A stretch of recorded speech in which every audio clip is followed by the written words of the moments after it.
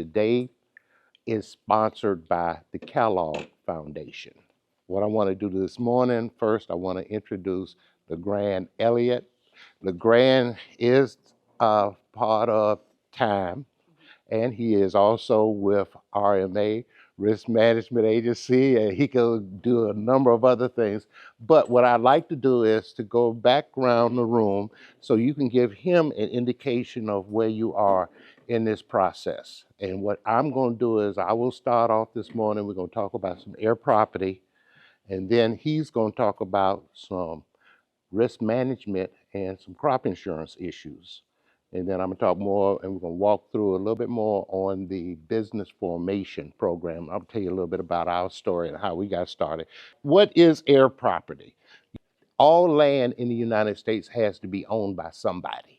There's no such thing as land that is not owned. It either be owned by the state, the municipality, or individuals. Or it could be a situation where it is just in limbo. Heir property comes because somebody did not properly probate the land. Now, we're going to talk about some definition. Anyone who dies is said to have been deceased and is referred to as a decedent. To die without a will is to die intestate, not interstate. I have heard people talk about somebody died interstate. No, it's intestate. And that means you died and did not have a will. Or you, in turn, the property was never probated. So that's the first thing. Heirs are determined by the state, and they can be either part of your family and part of the ownership by blood, marriage, or adoption. So they have to have some tie. So one of those three ways. And you must generally be survive the decedent. If you do not outlive him or her, then you may not be eligible to be considered an heir. So that's one of the things. All right. Each heir owns a fractional interest. As you go down different levels from, let's say, great-granddaddy, then granddaddy, every layer it disperses, and their percentage of ownership is diluted. So you may end up with somebody who is 5 generations from the original owner, and they may only own 0.25%, but they still have an undivided interest in that land. The difficulty and the problem arises is that that person can sell that undivided interest to someone, and that person can go in and force a sale of the entire parcel. Yes, they call it a partition sale. If I have a fractional interest, I can sell and then take it to court and have the court force a sale of the property.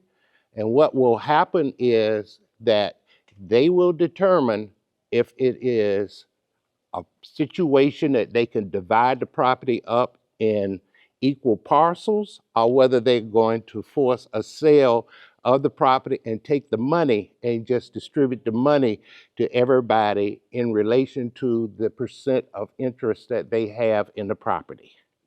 And this is how and why a lot of minorities especially have lost land in the United States, and especially in the South, because the number of people that died, they did not understand it was necessary that they probate their estate and pass it on. So one of the first things I want to make sure you understand is you need to create and have a will. That's one of the first things, so that thereby you will have a legitimate plan that this property will go through and go to the next generation. Because if you don't do that, then their heirs, each heir has the same rights as another heir.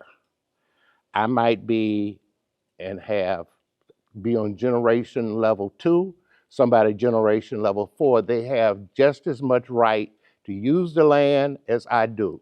If I pay all the taxes, they still get the benefit of the fact that I paid the taxes because we are all in it together. There's nobody can say, well, I pay taxes so my rights are greater than yours. No, they are not. And now let's talk about heirs and who is an heir. See the definition and see what we have on the board. A died intestate. That means what? Without a will. All right. So we're going to say A and B are not married and have two children. One of the children dies. All right. Who are the heirs? All right. The second one. A and B are married but have no children. B has children from a prior relationship. Who are the heirs? All right. A and B are married, have two children, and adopt another child. Who are the heirs if A dies? A and B are not married. B has children from a prior relationship whom A adopts.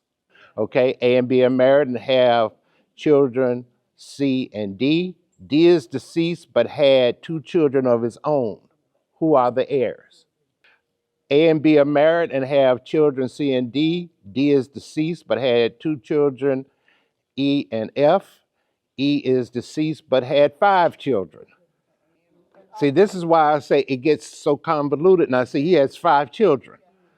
Now, and if all of those children had one or two children each, they still would be heirs. It's just a matter of going down that pyramid. Their interest would not be as great as B, and their interest would not be as great as F. But they would have a undivided interest in the land. And this is why we want you to see how convoluted this whole process can become. On the death of a decedent who dies intestate, title to his estate passes automatically to the heirs in the fractional amount to which they would be entitled. All right, so there are certain things you need to do. The estate passes first to the personal representative who is responsible for handling the following duties: paying all the taxes on the property. If no heir comes forward or none, title to the property passes to the state by a process known as escheats. All right, disadvantage. Each heir's ownership or title to interest to the land is defined by state law. Title to the property of the estate is not clear, but rather encumbered by all, and I want you to remember that term, all of the heirs. And nothing can be done with the property unless agreed to by all heirs. Each heir has a right to use and possess all the property, limited only by the rights of the other heirs. Property cannot be sold, leased, mortgaged without agreement.